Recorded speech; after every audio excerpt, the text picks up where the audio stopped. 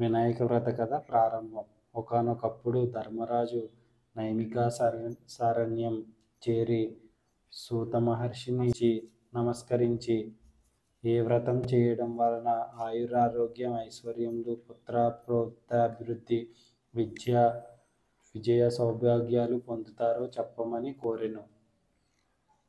అంతటా సూతుడు పూర్వము ఇదే ప్రశ్న కుమారస్వామి అడగగా శివుడు చెప్పిన వినాయక వ్రతం గురించి చెప్పడం ప్రారంభించెను.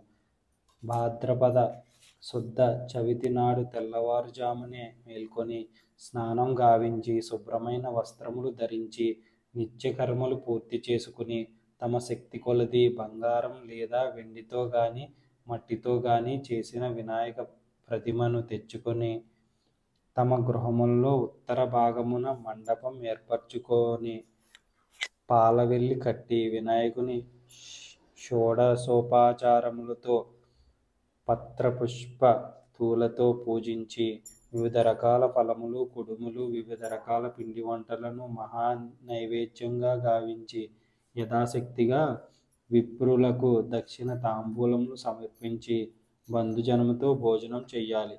ఆ రాత్రి కూడా ధూప నైవేద్యములతో వినాయకుడిని పూజించాలి.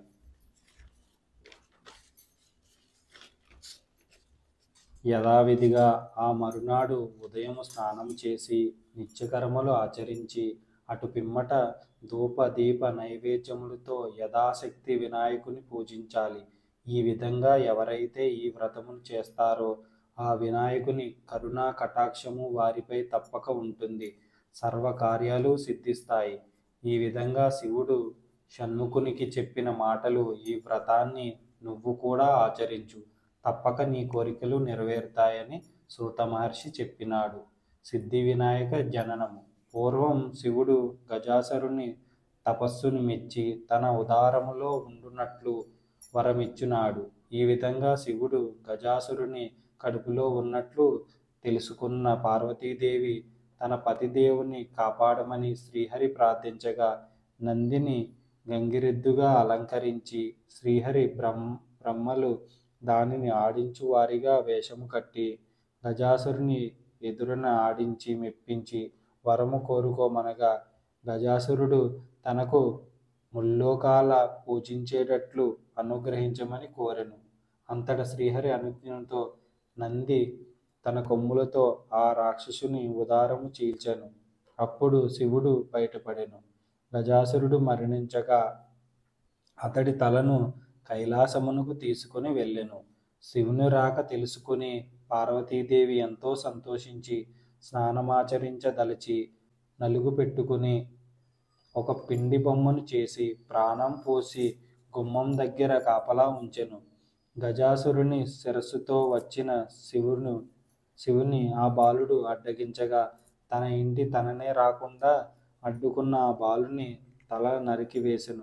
స్నానము ముగించుకుని లోనికి వస్తున్న పార్వతీదేవి చూచి జరిగిన విషయం తెలుసుకుని విలపించుచు ఏ విధముగానైనా బాలుని బ్రతికించమని వేడుకొనగా శివుడు గజాసురుని తలను ఆ బాలునికి మొండెమునకు అతికించి ప్రాణము పోసెను. పార్వతీదేవి ఎంతో సంతోషించగా గజాసురుని శిరస్సుకు త్రిలోక పూజ్యతను కల్పించిన శివుడు అతడిని గజాననుడిగా కీర్తించగా ముల్లోకాల పూజలు అందుకొనెను. కొంతకాలమునకు పార్వతీ పరమేశ్వరులకు కుమారస్వామి జన్మించెను. గణాధిపత్యం. గజాననుడు మరగుజ్జు బొజ్జ గలిగి ఉన్నను విద్యలు బాగా చదివెను. జ్ఞానము చేత ముమ్మరులు తల్లిదండ్రులకు ప్రదక్షిణ చేసి గణాధిపతియే పొందెను. ఆనాటి నుండి గజాననుడు గణాధిపతి అయ్యెను. ఆ గణాధిపతి శ్యామంతకమని కృష్ణునికి అపనింద. ఒకసారి సత్రజిత్తు అనే రాజు సూర్యుడు వరంగా శ్యామంతకమణిని ప్రసాదించెను. ఒకమారు శ్రీకృష్ణుడు ఆ మణిని తనకిమ్మని అడిగెను. అందులకు అతడు తిరస్కరించెను. కొంతకాలం తర్వాత సత్రజిత్తు తమ్ముడు ప్రసేనజిత్తు ఆ మణిని ధరించి వేటకు పోయెను. అక్కడ ఒక సింహము ప్రసేనజిత్తును చంపి మాంసము ముక్క అనుకొని ఆ మణిని ఆ సింహం తీసుకొని పోచుండగా ఒక భల్లుకము సింహమును చంపి ఆ మణిని తీసుకొని వెళ్ళి తన కుమార్తె అయిన జాంబవతికి ఇచ్చెను. సత్రజిత్తు తన తమ్ముని ఆ మణి కోసం శ్రీకృష్ణుడే చంపి ఉంటాడని ప్రచారం చెయ్యగా అది కృష్ణుడు విని ఆ అపవాద గురించి తన అన్న బలరాముడిని అడగగా శ్రీకృష్ణుడు ఈ విధంగా చెప్పాను. వినాయకుని చంద్రునికి శాపము నొసంగుట. ఒక భాద్రపద శుద్ధ చవితి రోజు కుచ్చు బొచ్చ రూపధారి గణేశుడు తాండవం చేస్తుండగా అతడిని చూసి చంద్రుడు నవ్వెను. కోపించిన గణపతి చంద్రుని చూసి ఈ రోజు నుండి నిన్ను ఎవరైతే చూస్తారో వారికి నీలాపనిందలు తప్పవని శాపించెను. అంతటా చంద్రుడు చాలా బాధనుంది.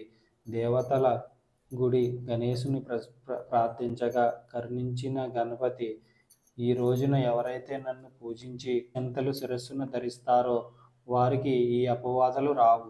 ఈ విధంగా చేసినను సుఖశాంతులు పొందుతారు అని వరమిచ్చెను. వినాయక చవితిని అని తెలిసి కూడా నేను ఈరోజు గణపతిని పూజించలేదు.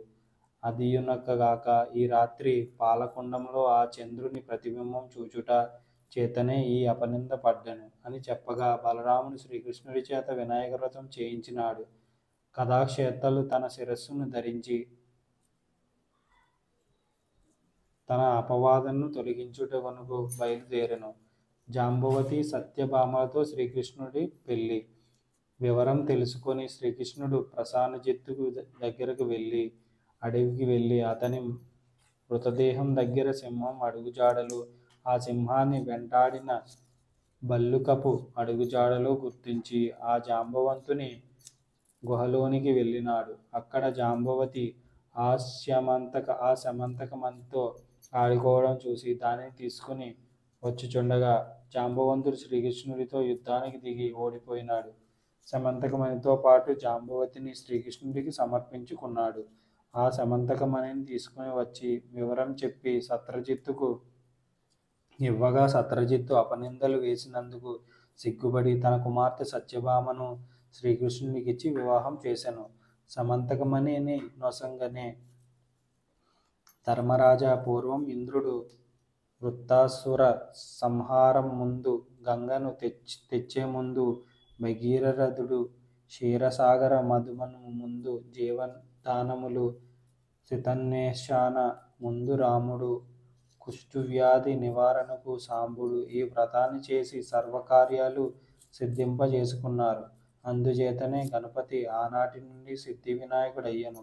ధర్మరాజా, అందుచేత నీవు కూడా ఈ వ్రతమాచరించు, నీ రాజ్యాన్ని తిరిగి సంపాదించు అని చెప్పగా సూత మహర్షి ఈ విధంగా చేసి తిరిగి ధర్మరాజు తన రాజ్యమును సంపాదనను పొందెను.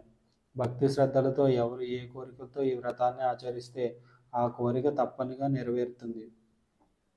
జనులందరూ ఈ వ్రతమాచరించి విజయమొందెదరుగాక. సర్వకార్య జయమొందెదరుగాక. जय बोलो गणेश महाराज की जय। जय बोलो गणेश महाराज की जय।